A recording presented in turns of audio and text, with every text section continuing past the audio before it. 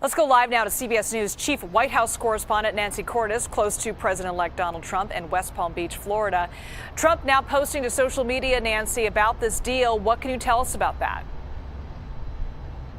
Well, he is claiming at least partial credit, Liz. He's calling it an epic ceasefire agreement, and he is claiming that it could only have happened because he was elected in November. What he is saying is that the fact that he has been arguing for weeks that there would be hell to pay if there wasn't a hostage deal before he came into office next week, that he's saying that pushed the parties across the finish line. And he goes on to say in this statement, "We have achieved so much without even being in the White House. Just imagine all the wonderful things that will happen when I return to the White House." Now, I imagine the Biden administration would quibble with this characterization. They have been engaged in these very delicate on and off negotiations for months. But you're already hearing from Republicans on Capitol Hill, like Senator John Cornyn of Texas, who's saying it is no coincidence that this is getting over the finish line now with just a few days until Donald Trump takes office. Of course, both sides trying to take credit for this, Nancy, but it's worth noting, as Margaret Brennan brought up in that special report, that this deal came together thanks in part to a member of the Biden administration and the Trump team working together to get this deal accomplished.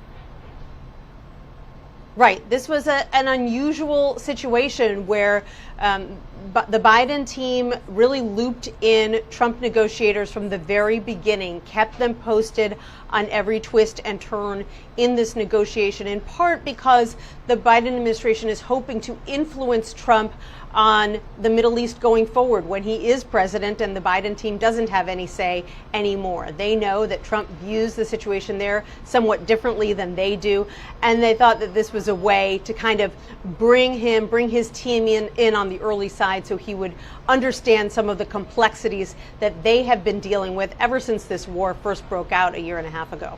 Yeah, no question that the president-elect is going to be taking credit for this in the next weeks to come, especially as we start to see these hostages being released.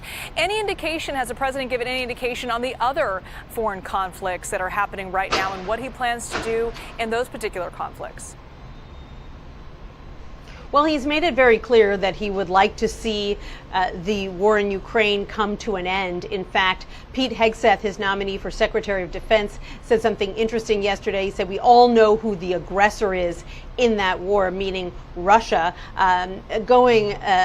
stating the obvious, but going a step further than Trump is usually willing to do when he's speaking about the war in Ukraine. He doesn't like to speak negatively about Vladimir Putin or Russia, but we know that he is interested in some kind of negotiated solution. And he even made the case at one point that he would have this all worked out even before he enters the White House. That's obviously not going to be the case. He's being sworn in just 5 days now.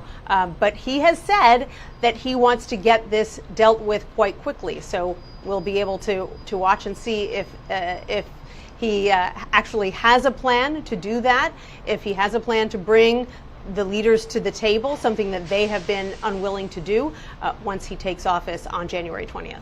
CBS News Chief White House correspondent Nancy Cordes, thank you so much for that.